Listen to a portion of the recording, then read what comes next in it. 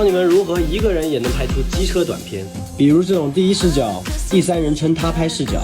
或者这种360度全景视频。就是用的这款全景时光相机，可以夹头盔、脚踏、后视镜上，就可以得到这种多机位的拍摄视角。它可以360度全方位录制，画质最高支持 5.7K 30帧，而且还可以前后镜头分屏拍摄，前后风景同时记录。右侧的快拍键按下就可以快速录像，它的屏幕也是像手机一样预览，非常方便。最主要的是这台相机不用下载 APP， 直接用机器剪辑，扫描二维码直接出片。